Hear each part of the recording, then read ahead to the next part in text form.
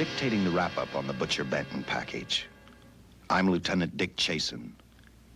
This hadn't been a routine case, and to find the answer, I've had to put a lot of little pieces together.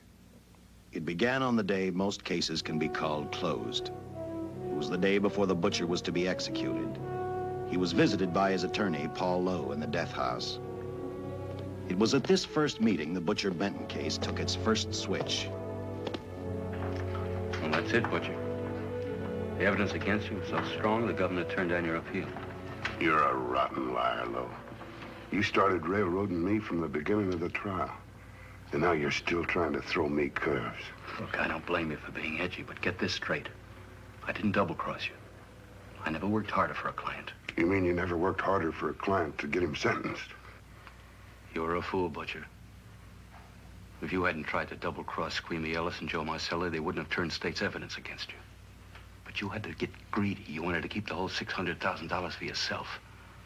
Well, the boys got sore, and I don't blame them. It was all your idea. You planned the whole job. You hired us. When you found out I'd staged the money, you decided it was time for me to die. You got those two crumbs to turn state's evidence on me. You stinking rotten mouthpiece. We both know that isn't true, Butcher. Now, look, what's the sense in not giving me the money? It's not going to do you any good. Well, I'll have the satisfaction of knowing that none of you three crumbs are going to spend it. What about Eva? Don't you owe her something? You tell me where the money is, I'll see that she gets your share. I've got a different idea. I'm going to kill you and Squeamy and Joe. Then I'll take care of Eva myself. You thick-headed ape, you're going to die tomorrow. Remember what I said. I'm going to get you, all three of you. Even for you, Butcher, that'd be quite a trick. So long, dead man. Remember what I said. I'm going to kill you, all three of you.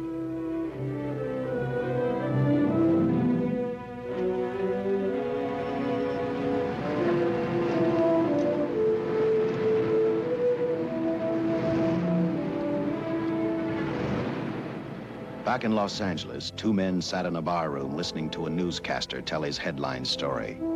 He played up big the butcher's threat to kill Paul Lowe, Squeamy Ellis, and Joe Marcelli for their having turned state's evidence against him. Squeamy Ellis didn't seem happy over the butcher's threat. Neither did Joe Marcelli. But they had figured, once a dead man, always a dead man. But this was one time everyone was in for a surprise, including the entire police department.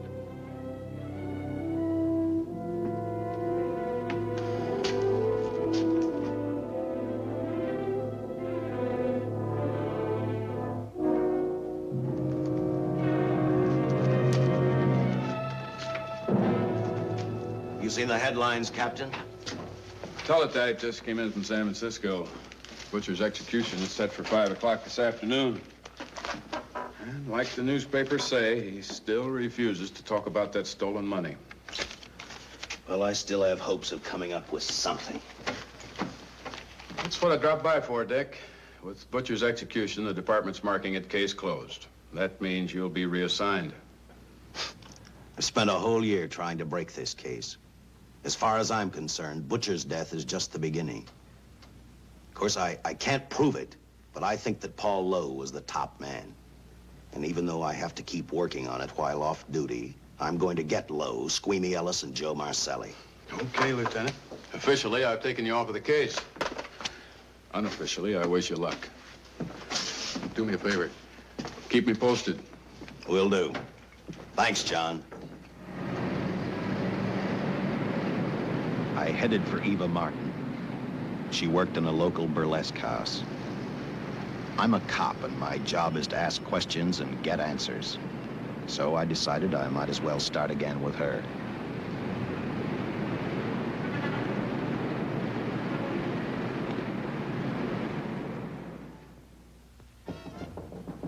Come in. Oh. What do you want? I'd like to talk to you. Talk? You're a cop, aren't you? That's a good question. I can't even find a 3-ton armored car, let alone the $600,000, and I've been on the case a year. I've told you, and I've told you, and I've told you. I don't know anything about the money. I never did. Benton's gonna be dead in a little while. I thought it might make a difference. I never knew anything about the money.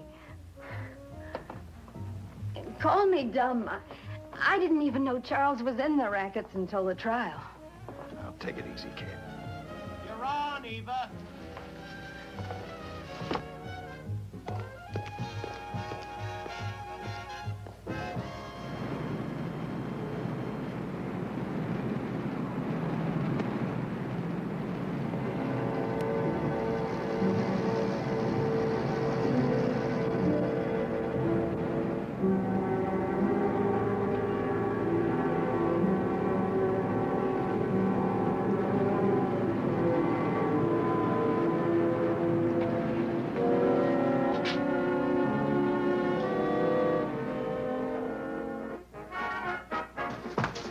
Honey, here's your wrap.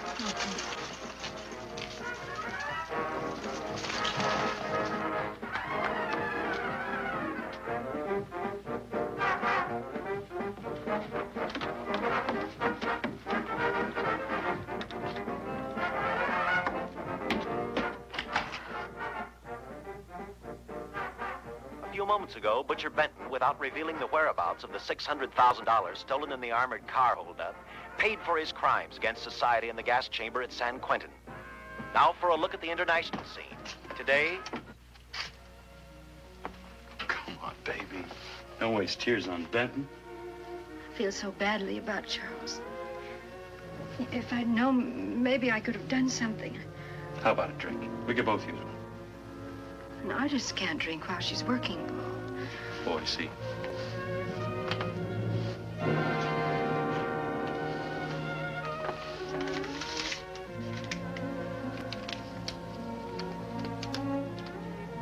What's that?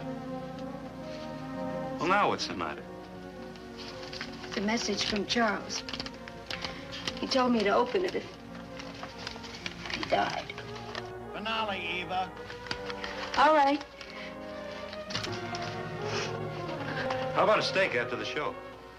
No, thanks. Not tonight, Paul.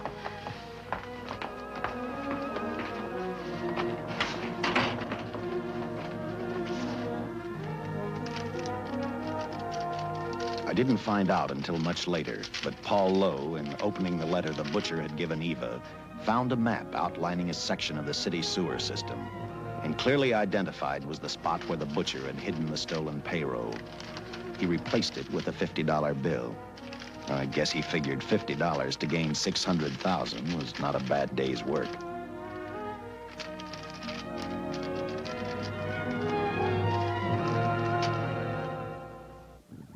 And a few hundred miles away in San Francisco, the case took another switch, which turned the next 72 hours into one long, hideous nightmare. Dr. Bradshaw, a distinguished biochemist, was making preparations for a final experiment which he hoped would lead the way to a cure for cancer. He'd been successful with laboratory animals. The last step called for a human body. And Dr. Bradshaw's assistant quickly made a deal with a local mortuary and returned to the laboratory with the dead body of Butcher Benton.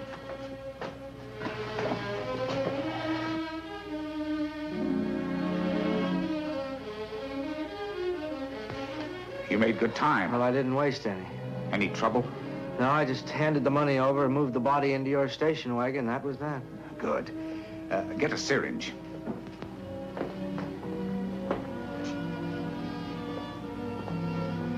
He's in good shape. Well, I hope so. We'll get other blood samples later. We'll run this one through fast. Right.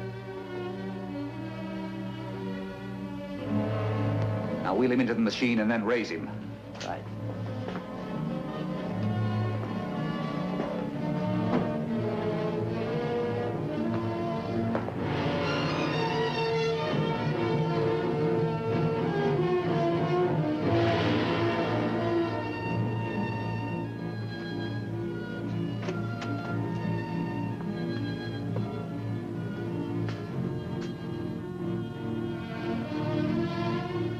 Ready?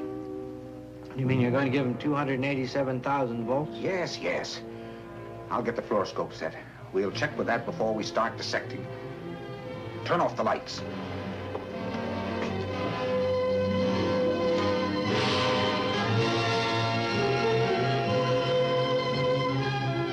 There you are, old boy.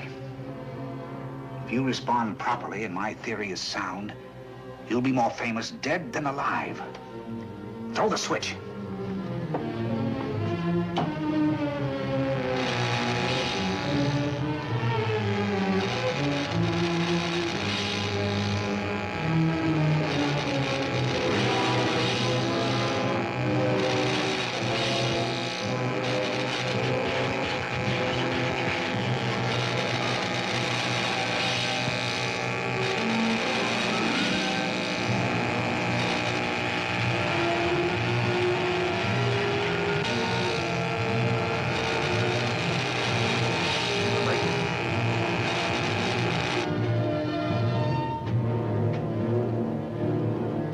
Wait, I thought I saw a pulsation of the heart. You're right. Dr. Bradshaw is beginning to breathe. You've brought this man back to life. No. The heart muscle has simply responded to a terrific electrical shock, that's all. Yes, but it does prove that the cells still function. Dr. Bradshaw, he is alive. A shock reaction, it can't last. His cells are multiplying now, if your theory is right. We could keep that reaction going longer. But it's worth a try. Get the body out.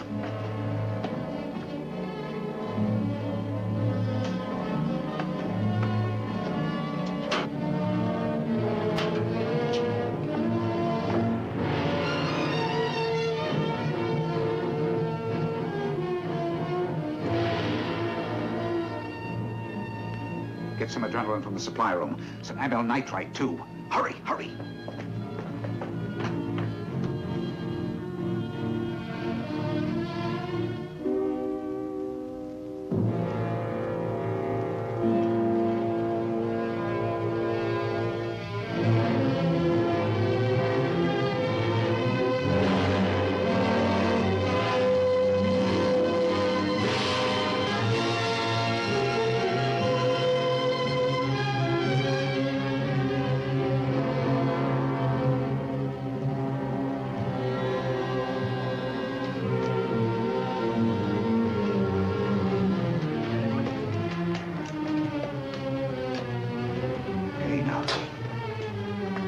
Mustn't move. Your heart can't stand the strain. Now, you must lie still. Please, please. Easy now. Easy. Easy. You must lie. Easy, please. Oh.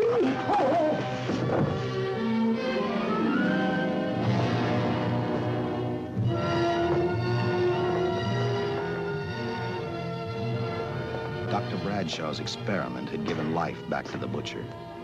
He tried to talk, but the electrical voltage had burned out his vocal cords.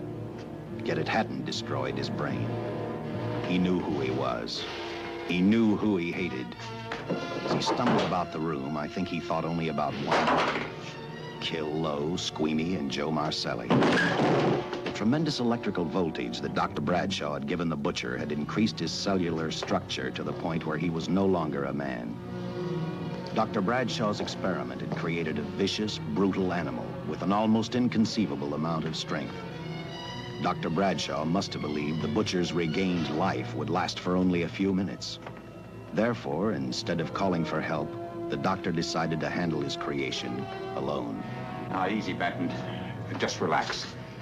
I'm a doctor. I want to try to help you. Do you understand me? You're in my laboratory. The execution was carried out and you were declared dead. I tried an experiment on you and brought you back to life, although I didn't intend that. Now, you've had a great shock. Now come and sit down. Now, be quiet. Now, come and sit down. Take it easy. That's the boy.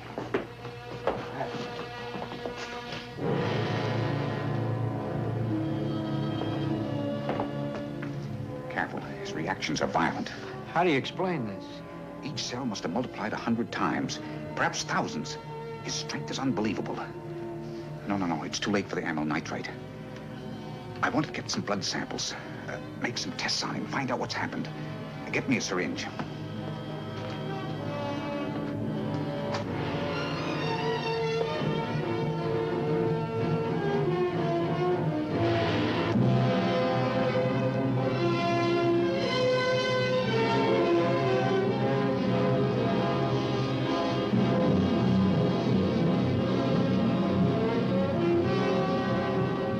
Why won't the needle penetrate the skin?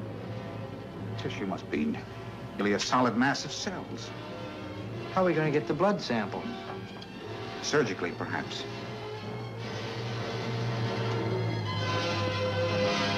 Now, easy, man. Take it easy. You can't leave here now. I'm responsible for your being alive.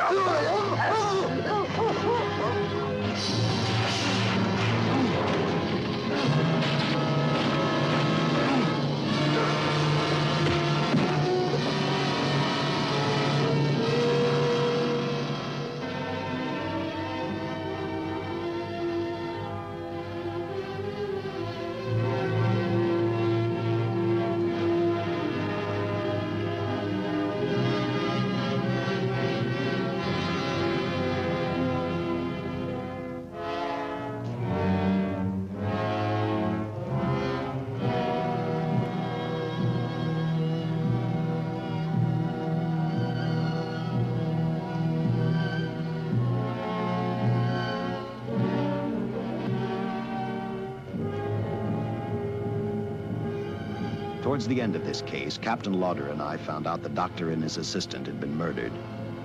But I'm getting ahead of my story. The butcher didn't know how he had been brought back from the dead, and he didn't care. All he knew, he was alive. Then this monster-made man started thinking about Los Angeles.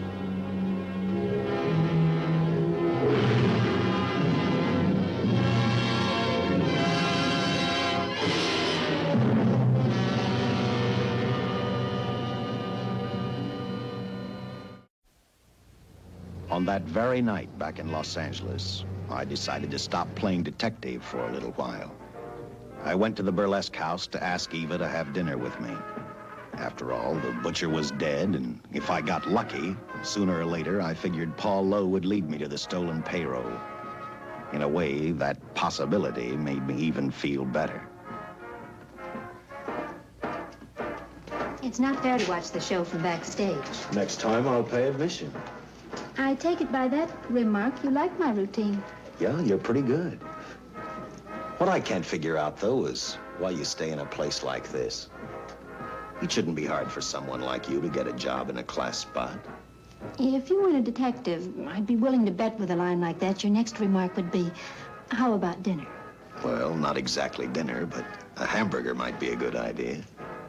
If you're asking in an official capacity, I can't say no. I'm off duty.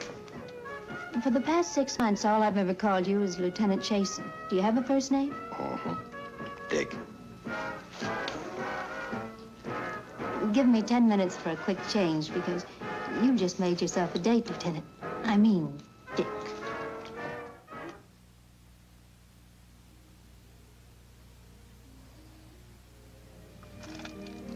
Know something, Dick? I haven't had hamburger in the front seat of an automobile with a guy in a lot of years. Well, from now on, we'll do it more often. It's funny. I always figured a policeman wasn't really a human being. I mean, unless he was arresting someone or trying to solve a case, he was unhappy. Shows you how wrong you are. In fact, everyone on the force gets fed up occasionally with the job they do. Maybe we're more human than anyone else. We see so much trouble, we get to hate the work. But as long as the world's filled with people, there'll have to be men who enforce the laws. What made you join the department? Now who's making with the questions? No, honest, I'd like to know. Well, it's really a very short story. When I got out of the Air Corps, I knocked around for a while. Well, I went to work for an oil company. One day, I went back to college on the GI Bill. Just before graduation, I noticed all about the police department exams. Seemed a pretty good thing to do with your life, so I took the exams, passed, then went on from there. If I ask one more question, will you give me a straight answer? Try me. Am I still part of the Charles Benton investigation? I mean, right now. I don't think so. As far as the department's concerned, when Benton was executed, the case was marked closed. But inside of me, that's not good enough. I don't follow you. Well, the $600,000 is still missing. And a fast-talking underworld lawyer like Paul Lowe is walking around a free man. Someday, no matter how long it takes, I'll get him and the money. Until I do, the Benton case for me is not closed. I give you my word, Dick. Charles Benton never told me anything about the money. Oh, I've been sure of that for a long time. But how did you ever get mixed up with anyone like the butcher? As trouble ever started, it just happened. I had a roommate who used to date Benton all the time. One day she packed and left for Chicago. Benton carried a torch for her, and he used my shoulder to cry on. First thing I knew, we were having dinner together, and a few weeks later, I was labeled by the police as this #1 suspect and Benton's girl. But it was never like that. I made only one mistake. I felt sorry for him. You mean, until he was arrested for the robbery and the killing, you had no idea how he earned a living? I know this is going to sound crazy, but I only went out with Benton a couple of times. And all we ever talked about was Madge, my old roommate. The last time I saw him, he tried to get too friendly, and that's when I told him he had the wrong girl. But like I said, I'd already made my mistake. What about the burlesque house? How do you two fit together? You sound like a lot of other people. I left a small town a couple of years ago because I won a beauty contest, and the first prize was a screen test. Da, da, da, da, da. After which, nothing happened? That's right. Only, it was pretty rough. And then one day I read an ad about girls wanted for a burlesque show. I auditioned and I got the job. You know something? It's like any other job. If you're looking for trouble, you can find it even in a schoolroom. Well, when the screen test didn't work out, though, why didn't you go on home? Well, first you have to have a home to go back to. My folks are dead, so Los Angeles was as good as any place else. I don't know about you, but I do 8 shows a day, and at this hour I'm bushed. I know what you mean. Mind if I drive you home? No. And I'll tell you something else. I haven't minded anything about tonight. Not even the hamburger. I kept playing tag with Lowe. He made 4 telephone calls. 3 of them didn't interest me, but one did. The one to Joe Marcelli. I watched Joe head for his meeting with Lowe, and for some unknown reason, I began to get the feeling that this case was finally about to explode in my favor. You see what I mean? Well, look at that, will you? I seen him stagger on 2 legs, but he's doing it on 4. Shut up, you flea bag. Well, look who's calling names. At least I ain't a squealer, a stoolie. I warned you before. All right, Harry, that's enough. I'll take care of him. I want to talk to him. Okay, Mr. Lowe. With any future business you've got with this psycho, take care of it upstairs in your office. If he keeps showing around here, sooner or later he's going to get slugged, cripple or no cripple. All right, shut up, Joe. Sit down.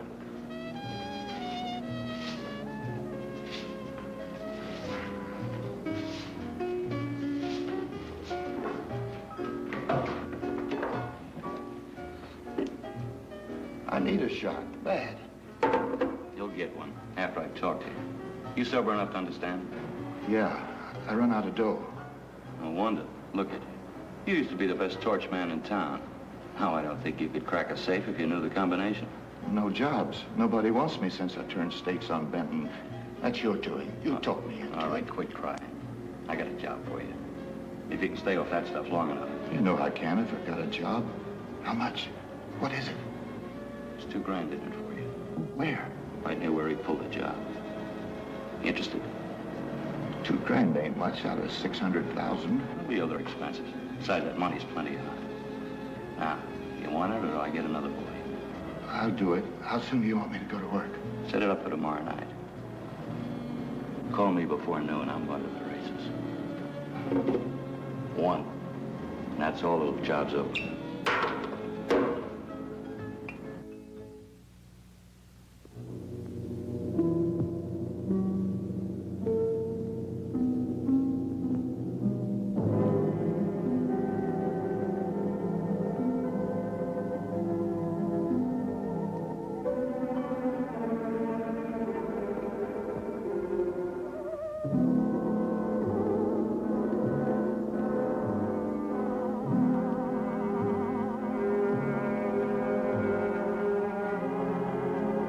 The butcher was walking slowly toward Los Angeles. He'd traveled through wooded hills to prevent being seen by anyone. Finally, he came to a quiet road. He stopped to get his bearings. And then he saw her, and he saw something else. An automobile. For the butcher, that rang a bell. With a car, he knew by the next afternoon he'd be in Los Angeles in plenty of time to catch up with the 3 men who had double-crossed him.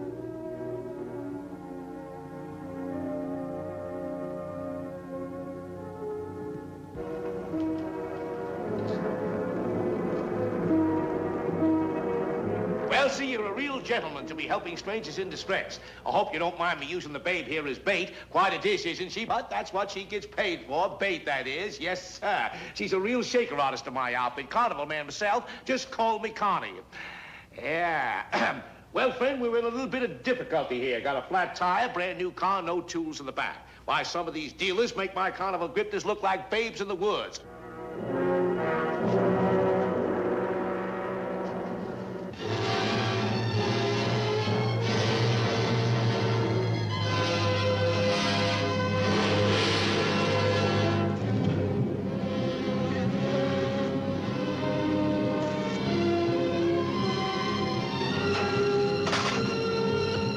Some Gilhooly.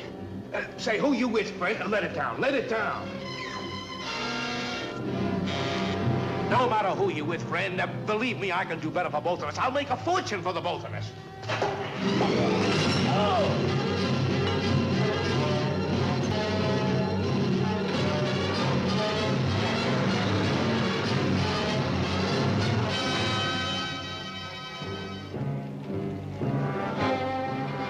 An hour later, the San Francisco Police Department sent out an APB. Squads were sent to various parts of the countryside.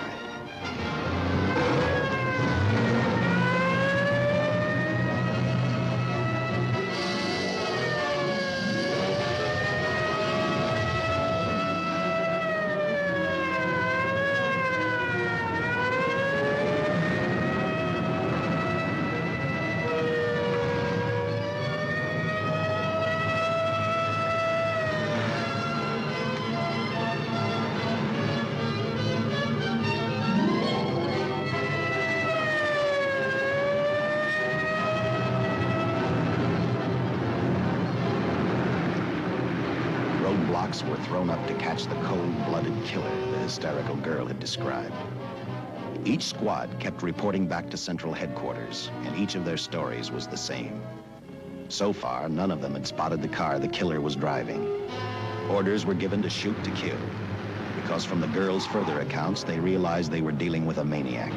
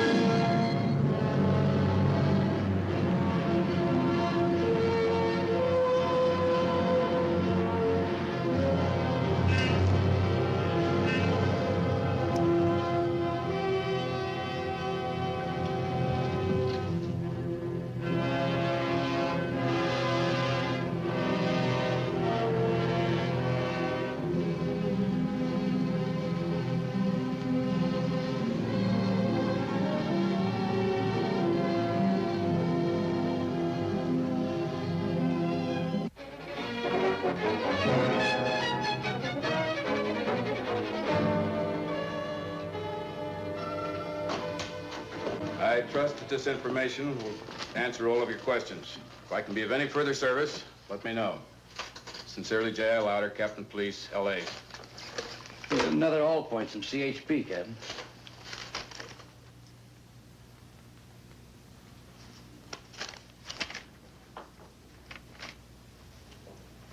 These reports sound like they come from a bunch of loonies. You sure do. There it is. Sergeant. Yeah. I want Lieutenant Chasen to look these over as soon as he comes in. All right, Captain. The next morning, I read the stories of the brutal murder of the 2 police officers.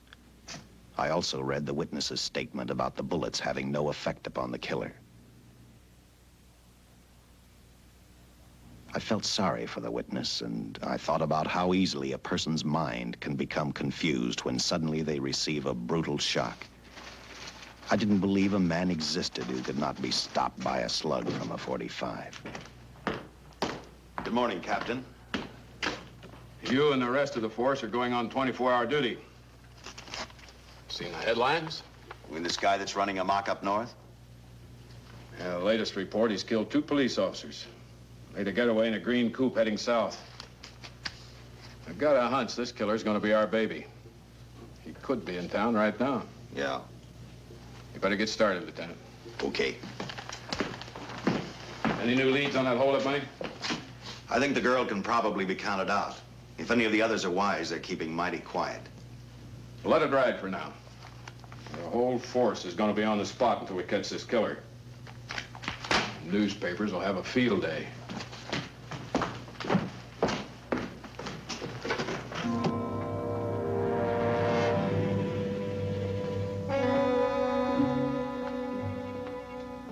We were wrong about 2 things. The killer was already in our city, and we didn't know he was Butcher Benton. He headed straight for Eva Martin. He went to her dressing room to get back the map he had left in the envelope with her. He wanted first to check his money, then catch up with Lowe and the others.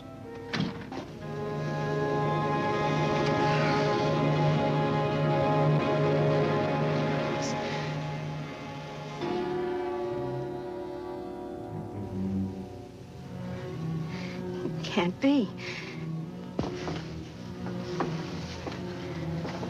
But you do look like him. Only different somehow.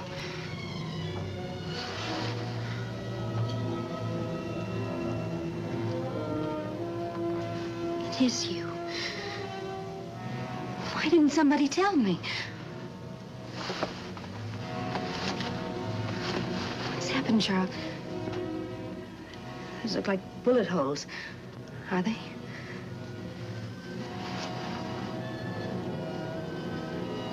There isn't even a mark.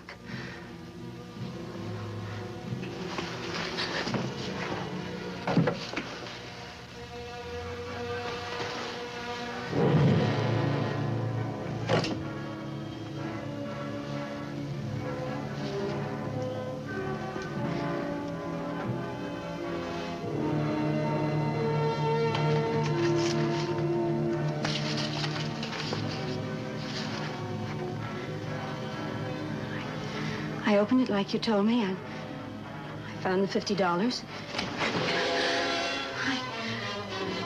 I didn't know why you left him.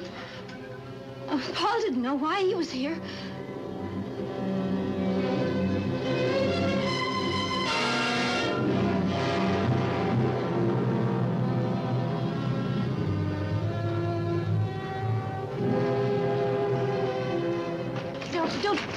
Don't think crazy. The name of Paul triggered his hate. He left her dressing room and started for Squeamy Ellis and Joe Marcelli's place. Because he knew, with them out of the way, Paul Lowe couldn't open the strong box where the money was hidden. He thought of Squeamy and Joe first. He was saving Paul Lowe for last.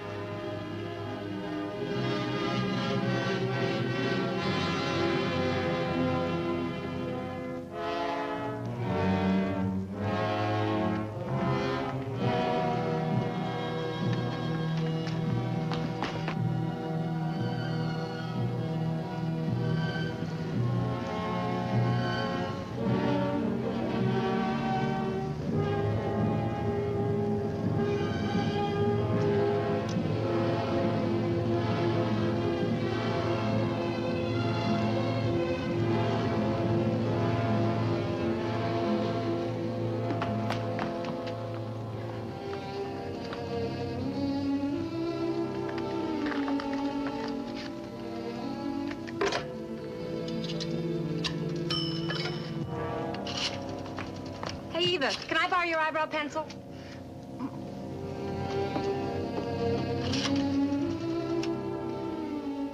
Operator, get me police headquarters. Lieutenant Chasen, please. When do you expect him? Well, tell him Charles Benton is alive, and even bullets can't stop him. I'm not crazy. Just say a friend of Charles, he'll know.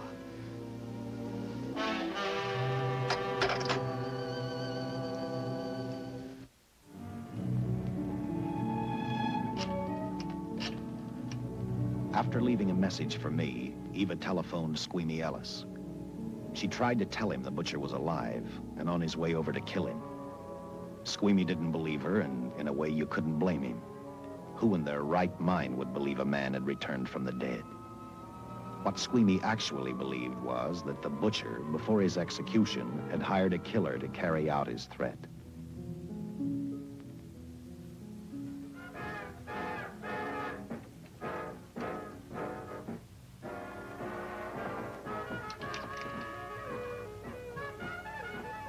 You sick?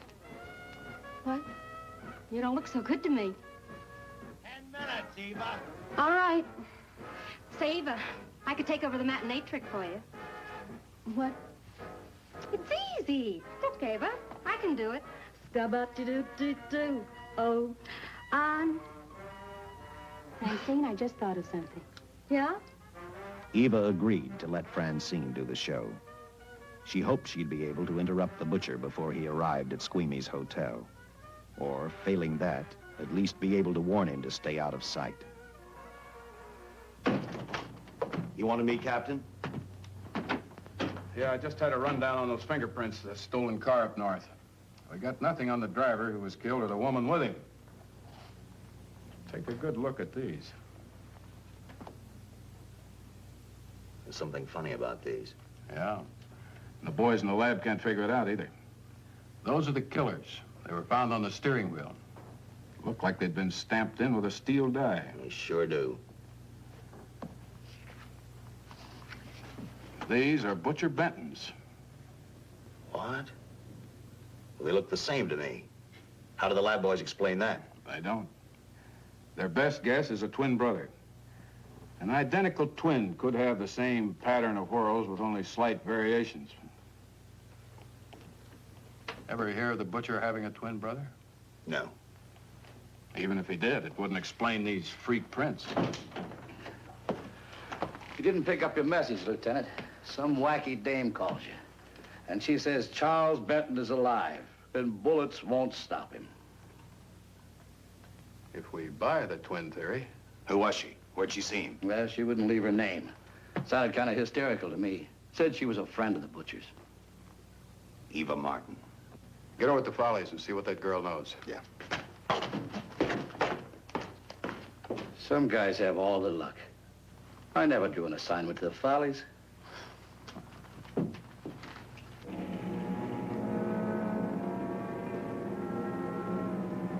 Meanwhile, the butcher headed for Squeamy's hotel. He didn't seem to be in any particular hurry. Actually, he seemed like any normal person, on his way to work or on his way home.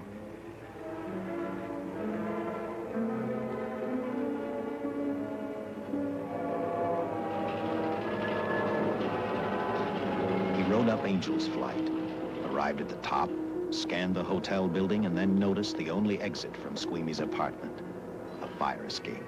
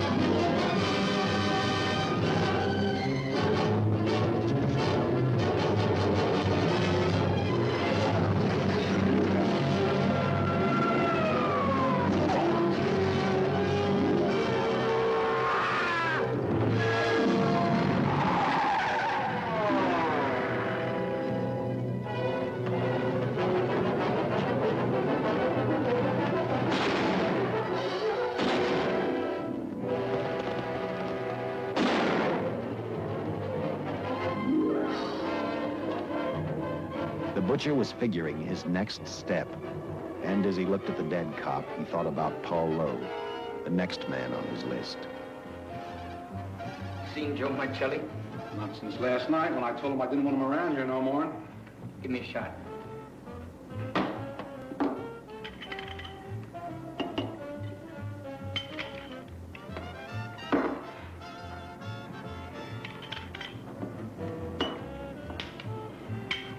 Look, I need help. Just found out that Benton hired a killer to get me. He's after Joe, too. Well, then drink up and get out. I don't want no trouble around my place. You're a real pal. Drink up and get out, I said.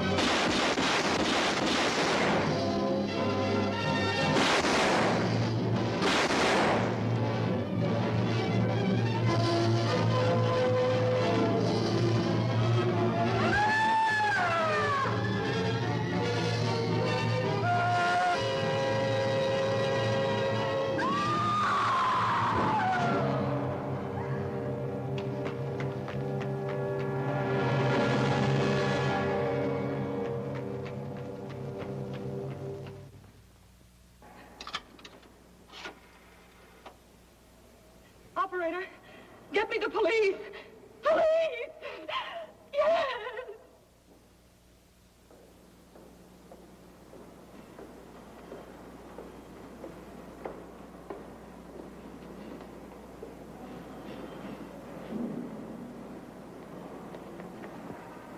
What's happened? A guy named Squeamy got thrown from the 5th floor. He's deader than a mackerel. Customer of mine. You mean Squeamy Ellis?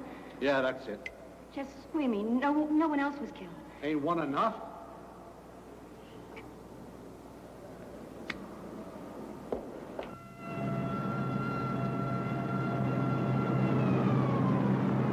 I tell you, the bullets never even phased him. He must have been wearing a bulletproof vest.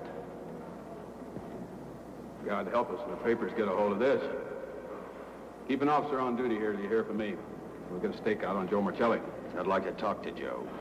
Lauder, I'm going to call San Quentin. Suppose Benton is alive. Every available man's been put on the case now. Yes, sir. All right. All right. Anything new? Report on Dr. Bradshaw, owner of the station wagon. The San Francisco police located his laboratory in the basement of an electrical power receiving station. Bradshaw, what's he know? He's dead. And another man, too, his assistant. The lab is a shambles. But now we're getting some action from San Francisco.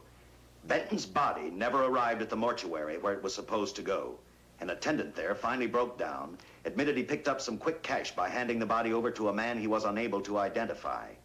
The man was driving a station wagon. Blast it, man. The chief's on my neck, and the commissioners are on his, and the mayor's on theirs. Now, am I supposed to tell them that our killer is a dead man? They found a notebook in Bradshaw's lab. It ties his experiments in with a Professor Dwiggins at Caltech. I hope to hear from Dwiggins soon. Captain, report from the valley on a hysterical woman. Reports the presence of the killer. There's the location. Let's go.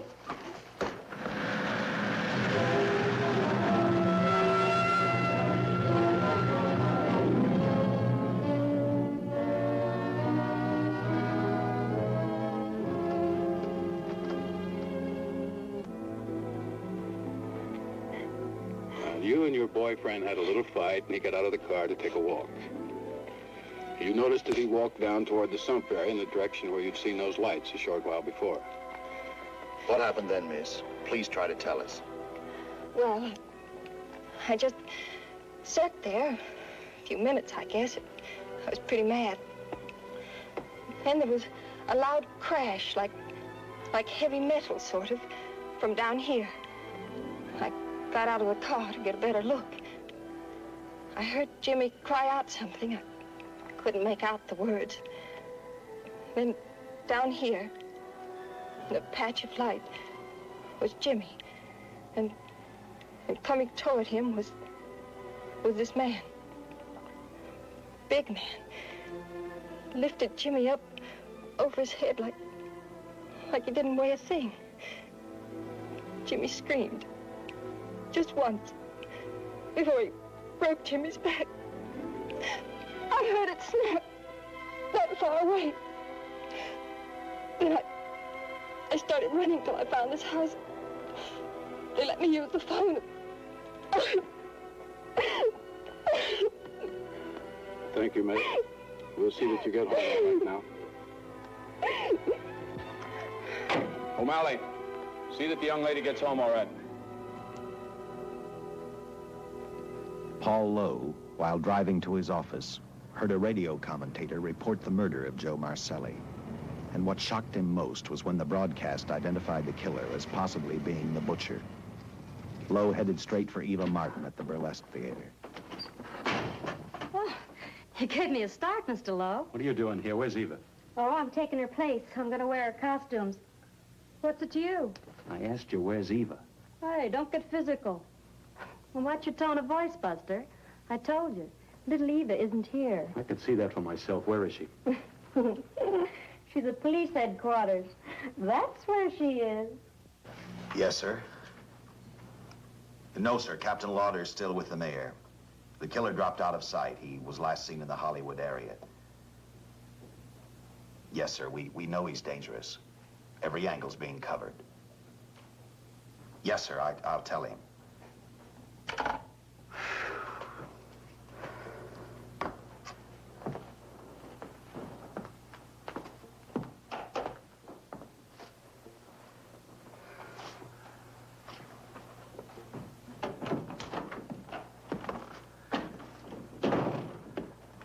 Here, see how these fit.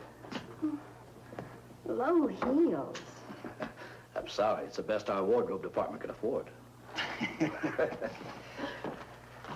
Any idea how soon the captain will be back? Now, look, I'm going to see the captain. I'll have to wait here all night. Paul. Paul, Charles killed Squeamy and Joe. Joe, too? Benton? He's alive. I saw him, but nobody will believe me. I'm checking it. My guess is whoever killed them is on the trail of the money, Lowe. Now, maybe you better start talking if you know anything about it. I don't know anything. Did the butcher have a brother? No brother. It was Charles. I saw the tattoo on his arm. Look, I demand police protection. Where's the money, Lowe? You heard me. I demand protection. I know my rights. We put stakeouts on your office and home. Well, that's not enough. It's enough as far as we're concerned.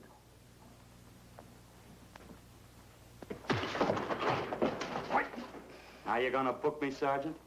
Dan, throw away the key.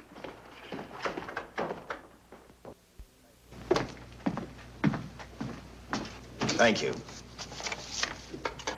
Come up with anything yet, Dick? Oh, we've checked every hotel, motel, and rooming house in town. We've run a cross-check on every hangout Butcher ever used. Net results, blank. This is incredible. We not only discover a dead man turned killer, but it's beginning to look like he plays ghost, too. He's somewhere in this city, and if we have to take it apart brick by brick, we've got to get him. I may be way off, but I think Paul Lowe could tell us a lot. Maybe, but it's a cinch he's not going to. Well, suppose he had no alternative. You better grab some coffee. Your mind's beginning to play tricks on you. No, now, wait a minute. When Lowe came to us for police protection, it was because he was scared stiff the Butcher would add him to the list of Squeamy Ellis and Joe Marcelli. Go on. It figures, too. When he slugged the sergeant, he knew we'd book him right away. Oh, this Lowe's a pretty cute character. But we can play the same game. You mean we'll threaten to release him? Well, not exactly. You tell him you realize that he was excited, that throwing the punch was accidental. Tell him we're not going to make a charge, that he's completely released. Lieutenant, you know we can't do that. Lowell made his first mistake when he hit the sergeant, and that'll get him a year. As far as the department's concerned, at least it's a small victory. If my hunch is right, Lowe won't want to be on the streets with the Butcher looking for him. And he may talk, and talk a lot. Enough maybe for us to get rid of him permanently. Even lead us to the Butcher. If he's frightened enough, that might work. But if it doesn't... No, Dick, I'm not going to release him.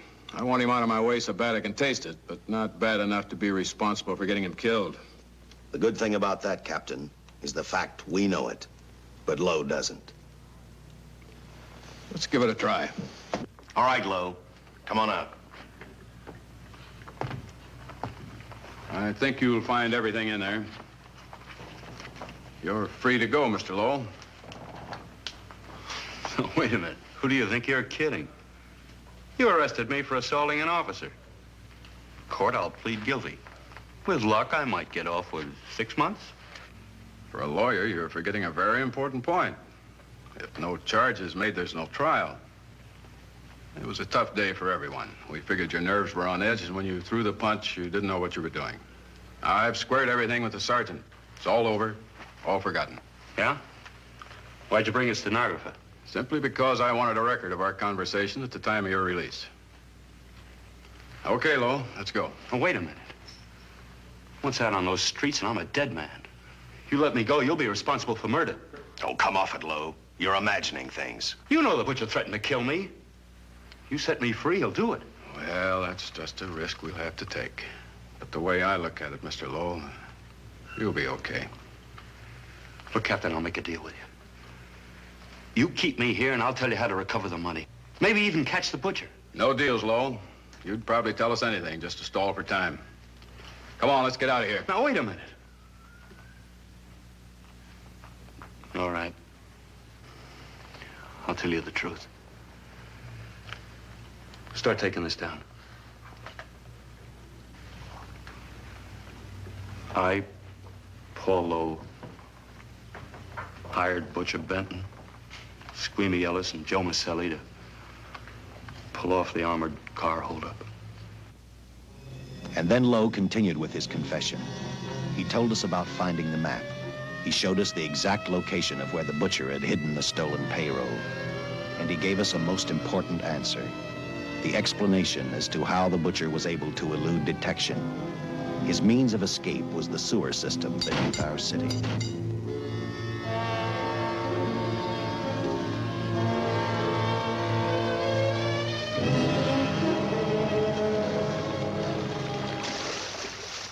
The department went to work fast. Every police squad in the city was detailed to cover a specific area. Every entrance and exit to the Los Angeles city sewer system of 700 miles was covered. Captain Lauder and I, along with several other squads, headed for the entrance where, according to the map, Butcher had hidden the money. Our job was to stop him, and that made me think of one specific question. When we found him, could this monster be stopped? I, for one, wasn't sure.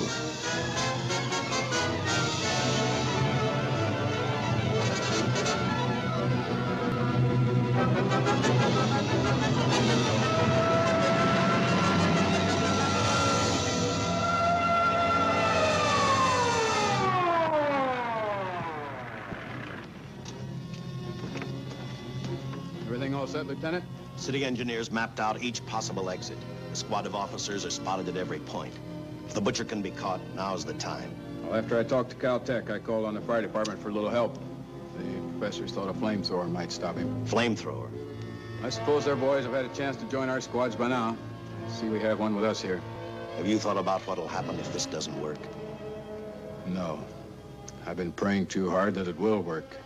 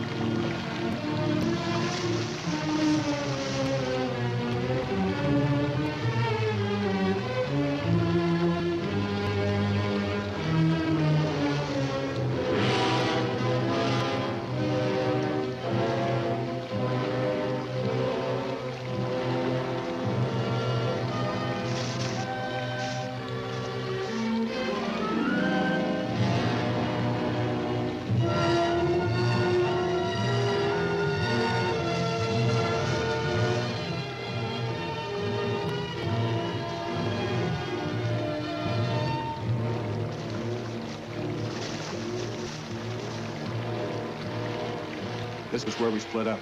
I'll go straight ahead.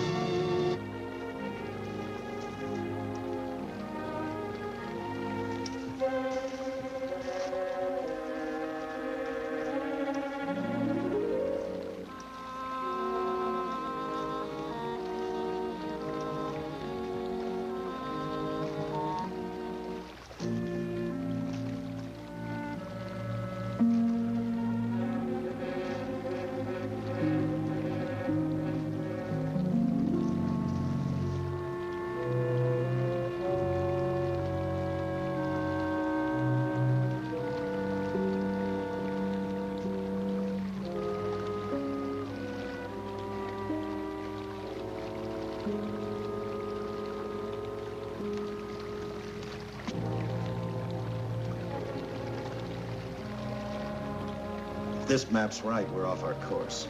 We'll have to backtrack.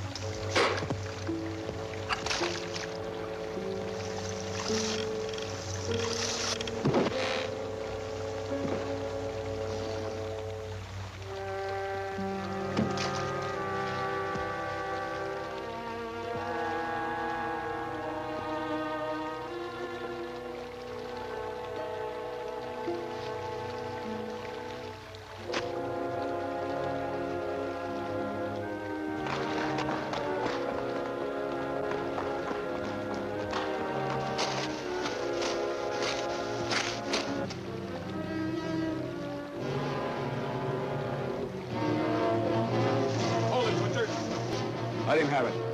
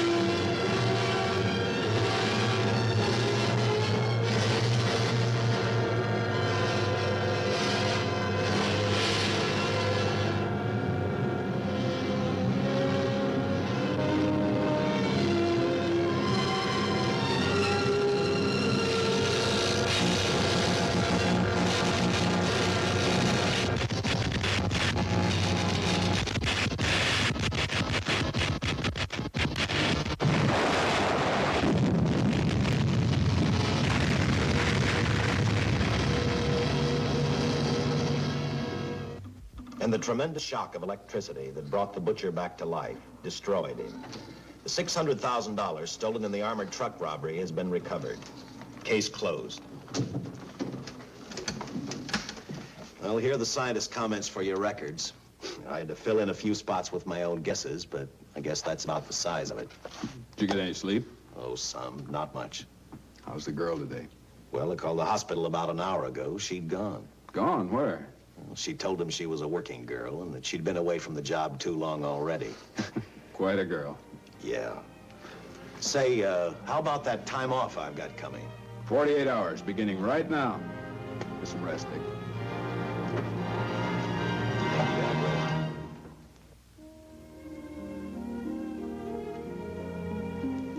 know something, Dick?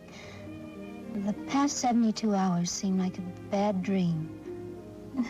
That rest in the hospital today really gave me a new lease on life. Now that it's over, I can't believe it actually happened. The important thing is to remember it is all over. I suppose you'll be assigned to another case. I'll have to give up hamburgers in the front seat of the car for steaks in a restaurant. No, I've thought about that. In fact, I decided to do something about it. I started by talking the captain into a short holiday, and just about an hour ago, I got you fired. What? What did you do that for? I figured that being my wife would take up all of your time. Even if I wanted to say no, I couldn't. You're not supposed to say no to a detective. I figured that, too.